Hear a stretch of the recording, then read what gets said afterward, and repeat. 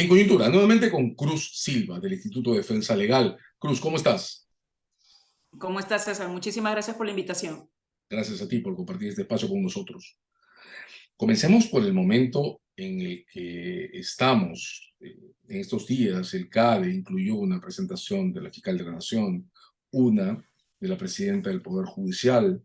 Estamos arrastrando una situación más que complicada a la que nos referimos en tu última conversación con nosotros en el Ministerio Público, y esto se ha agravado.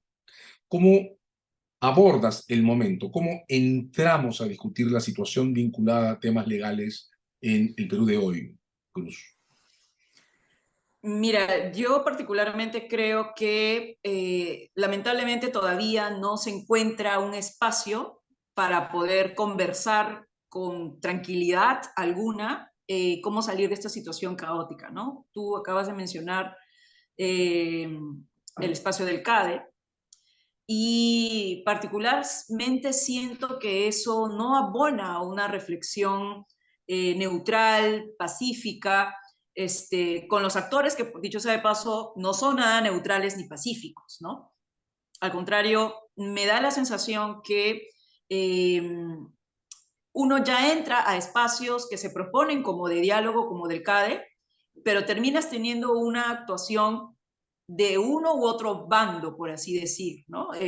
Yo comencé a escuchar el día de hoy la participación de la doctora Elia Barrios, por ejemplo, muy institucionalista, dicho sea de paso, que está bien en estos momentos sobre la importancia del Poder Judicial y la independencia, pero seguidamente escuché a la doctora Patricia Benavides, la fiscal de la Nación, hablando, o mejor dicho, repitiendo el discurso de la lucha contra la corrupción, sin ninguna autocrítica, ¿no?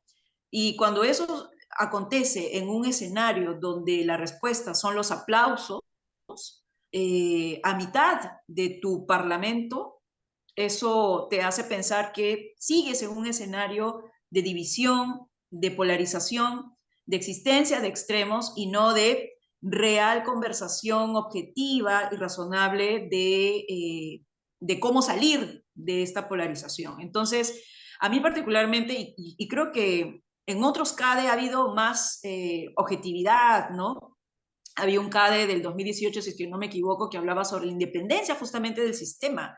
Y habían personas como Lynn Hammergren, una reconocida especialista sobre esta materia, que conversaba con los empresarios e intercambiaba. Pero cuando tú pones autoridades que están en el ojo del cuestionamiento público por temas objetivos, hasta ahora la remoción de los fiscales que comenzó en el año 2000, en julio de este año, y que ha continuado, dicho sea de paso, han trasladado a otro cargo a quien integraba el nivel provincial de este equipo de Cuellos Blancos, que más allá de los cuestionamientos para su mejora, lo cierto es de que la forma como se están realizando, pues, violan principios básicos. Entonces, la falta de esa autocrítica es bastante perjudicial y los aplausos a ello no abonan en este escenario. Por eso es que el espacio como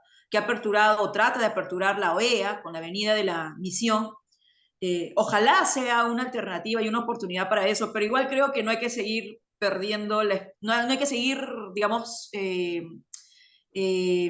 tratando de echar la toalla, ¿no? Creo que hay que persistir en la creación de estos espacios de diálogo real. Creación de espacios. Entonces encuentras que CADE podría haber sido un espacio más bien autoconfirmatorio de una manera de abordar la crisis. Apuestas por la OEA, y eso va a depender de los componentes que muestre la agenda, los invitados, la propia narrativa de la comisión una vez que se instale en el Perú. Me da la impresión que la fecha no está totalmente definida aún, pero apuestas por los espacios. En el camino, bueno, Cruz, tú has sido una de las voces más críticas del modo en que se ha instalado el problema de las designaciones en el Ministerio Público con la señora Benavides. ¿Dónde está la discusión sobre esas designaciones en este momento? Más allá del, digamos, el espacio que le asignemos en la agenda total. ¿Cómo ves la evolución del Ministerio Público? Acabas de decir que notas ninguna aceptación de autocrítica o ninguna narrativa autocrítica respecto a lo que ha ocurrido. ¿Cuál es tu impresión ahora? Lo que yo estoy viendo en este momento es que hay un avance en el sentido de que nada está cambiando, ¿no? Avanzando en que nada cambia, en que lo que era necesario reevaluar y rectificar quedó allí, en la visibilidad de que era algo necesario rectificar, pero no se hizo nada.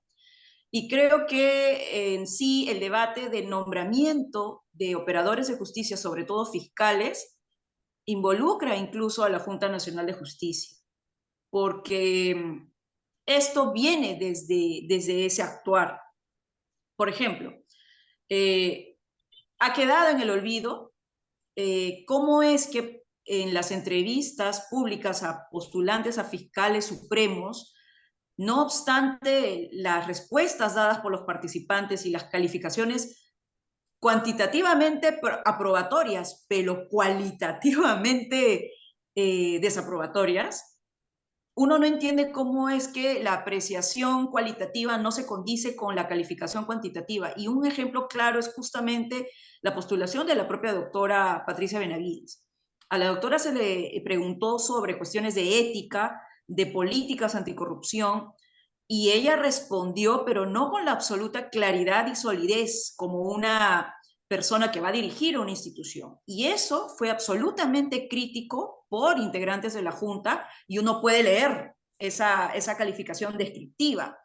Falta de visión, no claridad, no responde debidamente, y en verdad esa calificación no se entiende cómo es que no se visibilizó en el puntaje de la entrevista pública que, como sabes, pesa el 30%, no se entiende cómo es que eso no fue coherente. Y desde ahí, entre otros puntos concretos, comienza el cuestionamiento y la preocupación. La Junta nombró a alguien de la que no se preocupó, entre otros postulantes, a saber si es que respectaban cosas tan básicas como los estándares supranacionales de independencia fiscal, ¿no?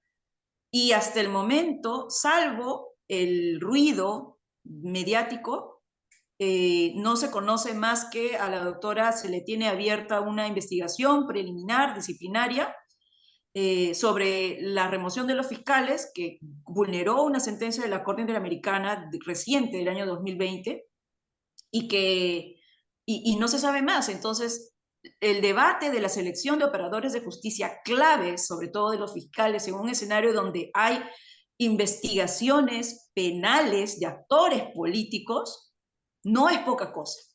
Pero no obstante eso, se ha dejado de lado. Y una vez pasado la elección de los fiscales supremos, viene también el problema de las remociones. Y viene el problema, dicho sea de paso, de cómo se eligió la fiscal de la nación, que no hay un reglamento público, no hay publicidad, no hay transparencia, no hay motivación. ¿Por qué Patricia Benavides fue elegida fiscal de la nación y no, por ejemplo, el otro fiscal supremo nombrado? ¿Qué pasa con la transparencia y la reglamentación y la objetividad meritocracia para elegir, por ejemplo, al representante de la Fiscalía ante el Jurado Nacional de Elecciones, que también ha sido en estos días? Entonces, todas esas faltas de motivaciones, de visibilidad de las reglas para garantizar la independencia, sobre todo en la Fiscalía, es un debate que el día a día y los actores han dejado de lado.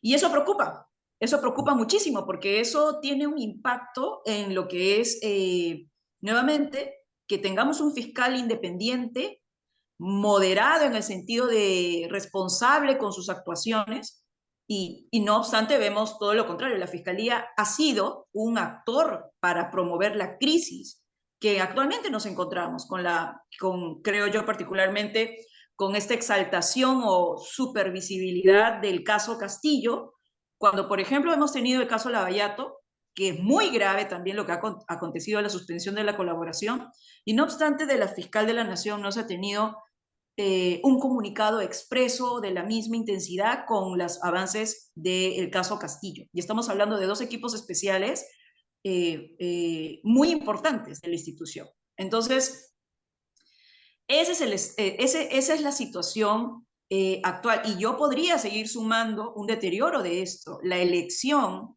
los estándares que no se cumplieron en la elección del actual jefe de la Autoridad Nacional de Control del Ministerio Público, el doctor Fernández Gerí, es otro serio problema.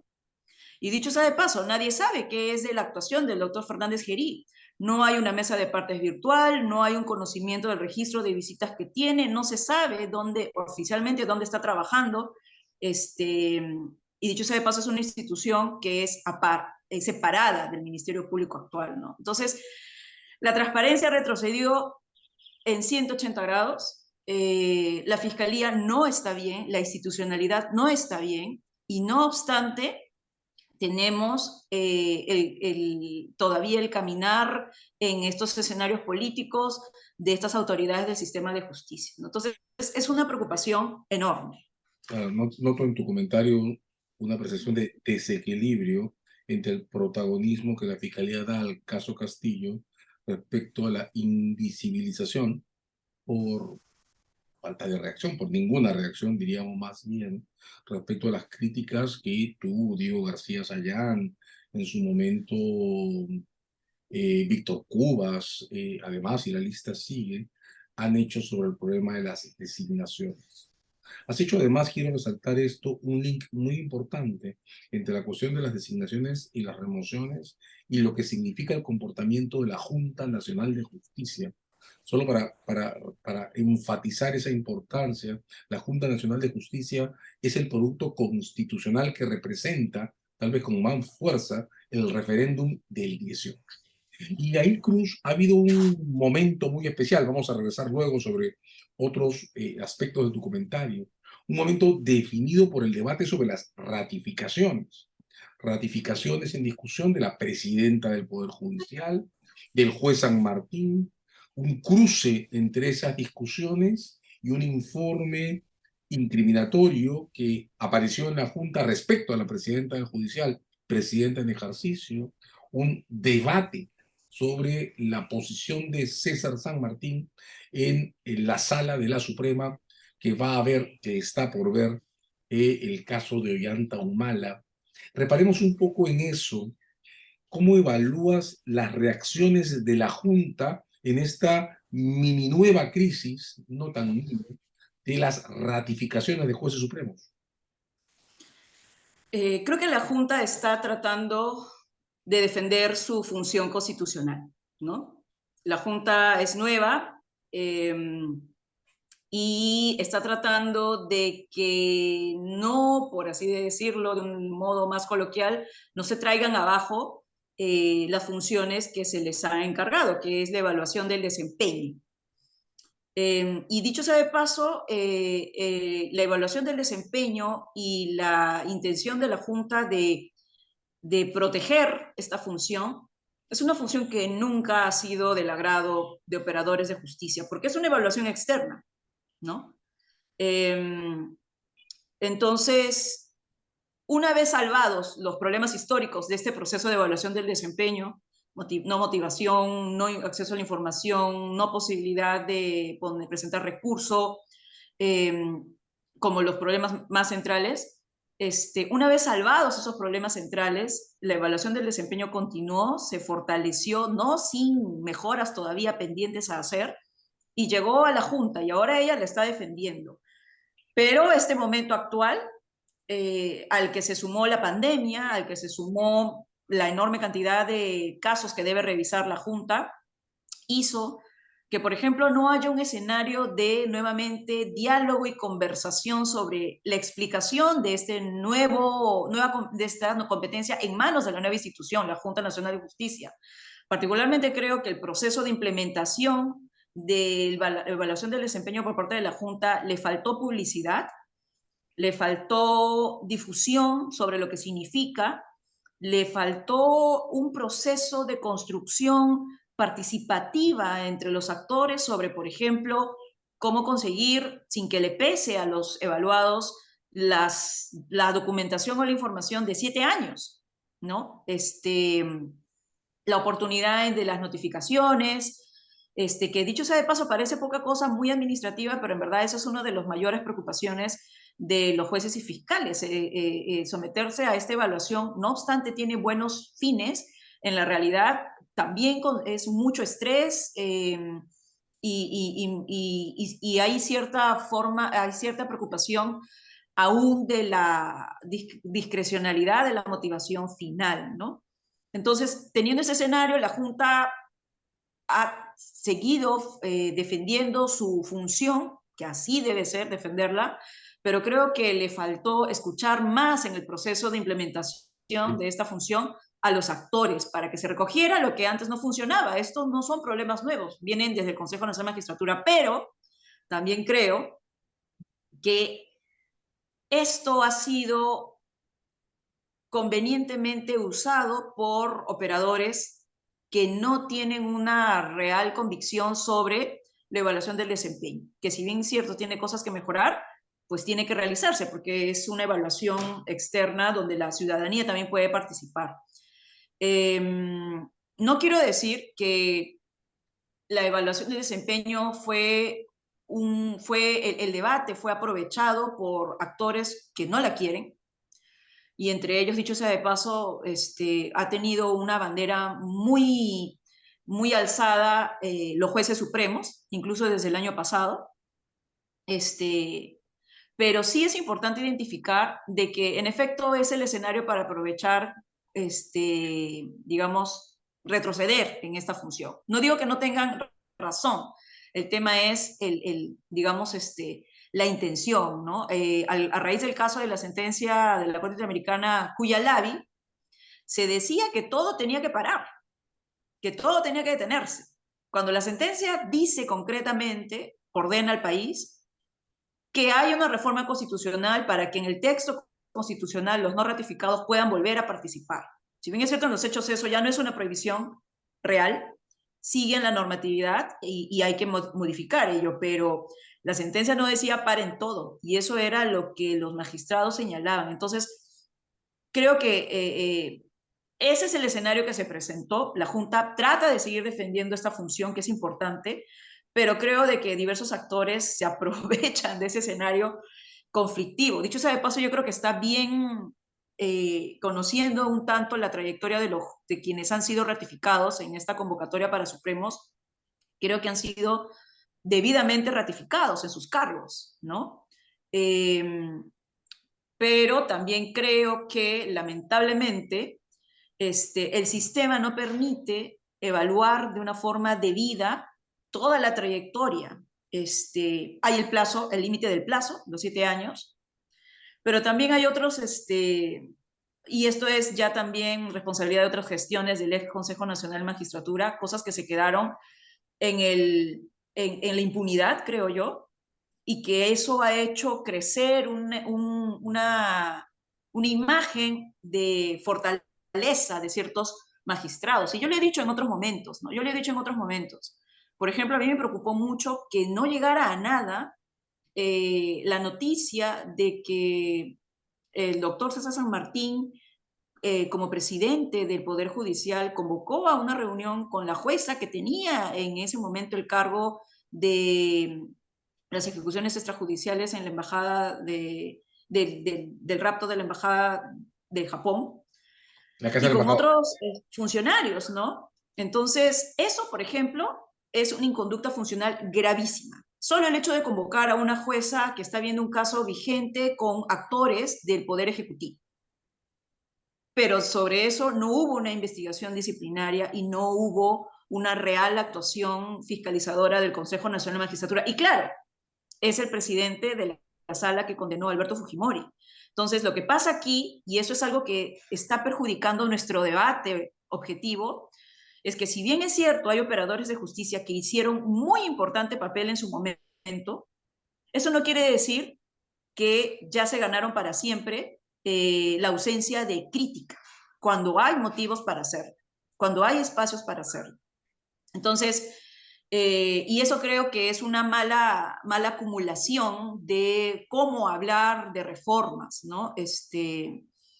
Por eso hay que tener mucho cuidado, porque si no lo que vamos a ver es, y pasando para el caso de Odebrecht, o vence San Martín, que quiere entrar a la casación del caso Yantumala, o vence Vela, que no quiere que esté en la casación. Cuando ya se personifica este debate que debe ser objetivo, se cuida o no la imparcialidad de un juez que antes inhibió, etcétera, ya perdemos cualquier tipo de, de claridad y de oportunidad de aportar al debate, y así comienzan las crisis y así continúan las crisis, ¿no? De hecho, en nuestra última conversación, el tema en discusión era cómo salir, si era posible salir de la crisis provocada por las críticas en el caso de los nombramientos e instituciones de la Fiscalía. Ahora estamos hablando de la Corte Suprema, estamos hablando de la Junta Nacional de Justicia, estamos hablando de la sostenibilidad de los casos Odebrecht. Cruz, debo confesarte que hace unos meses yo insistía, he venido insistiendo, en que el núcleo duro de lo que nos queda de institucionalidad estaba en el judicial, el caso de Ana Estrada, el caso Sunedu, la posibilidad de trasladar a los tribunales los debates de protección a derechos civiles, debates de protección a mujeres, a parejas diversas. Estoy pensando en la cuestión del matrimonio igualitario o la cuestión de la paternidad diversa.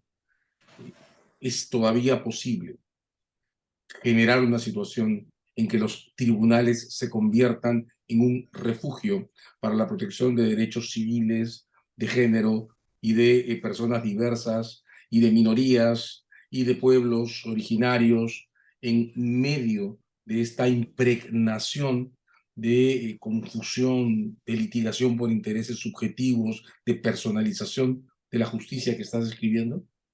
Sí, por supuesto, por supuesto. A pesar de estos casos concretos que tienen un impacto nacional por los casos que se conversan, a pesar de ello, por supuesto, el Poder Judicial y tanto el Ministerio Público, hay operadores que terminan haciendo su trabajo con un impacto positivo a estos derechos ciudadanos, ¿no?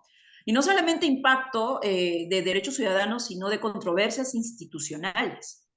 Y acá quiero hacer, para poner un ejemplo, un pequeño disclosure, porque yo como integrante del Instituto de Defensa Legal, por ejemplo, estamos participando actualmente como litisconsortes en el caso ante el Poder Judicial del debate por el proceso de elección del defensor del pueblo, ¿no? La demanda la presentó el Sindicato de Trabajadores de la Defensoría del Pueblo y nosotros posteriormente solicitamos acompañar como litisconsortes a la par que la Coordinadora Nacional de Derechos Humanos. Entonces, en este caso concreto, puedo, digamos, señalar que litigamos ese caso, pero también con la cercanía del caso mismo puedo ver que la magistratura en este tema concreto ha servido para poner un poco de freno a lo que sería una dictadura congresal. Eh, y más allá de eso, se ha evidenciado que estos jueces que realizan su función, no obstante, sus decisiones siguen siendo no hechas ejecutivas por los actores como el Congreso mismo. Entonces, hay magistrados y magistradas, jueces, juezas y fiscales que están haciendo un trabajo muy importante. Lo que vemos en los casos mayores no empaña el esfuerzo de estos otros magistrados. Y así como este caso, te puedo decir otros casos como por ejemplo lo relacionado con SUNEDU. Y ahí el Poder Judicial está haciendo un excelente rol, pero eso no significa que no vamos a ser autocríticos cuando el caso concreto y los hechos nos den luces y alarmas de que se estaría vulnerando principios básicos para llevar adelante estos casos. Concretamente, en el caso de Odebrecht, creo yo, la apariencia de imparcialidad de la magistratura, ¿no? Pero de que hay esperanza, por supuesto, y creo que la lista es larga sobre esto, ¿no? Hay casos de magistrados que promueven la defensa de los derechos de pueblos indígenas, de territorios relacionados con consultas previas. Hay esos casos, ¿no? El problema es de que no se les conoce.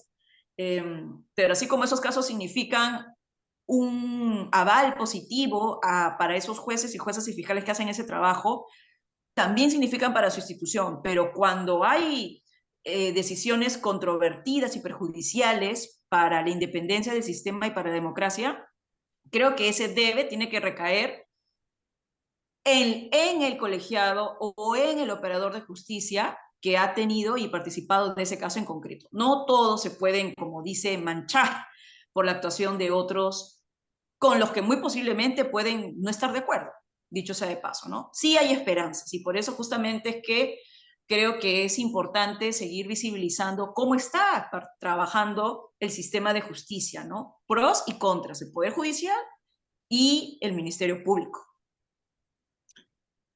En coyuntura he estado con Cruz Silva, mirando una escena que se torna compleja, pero en la que tenemos que construir una esperanza. Muchas gracias, Cruz. No, muchas gracias a ti, César. Gracias por la invitación.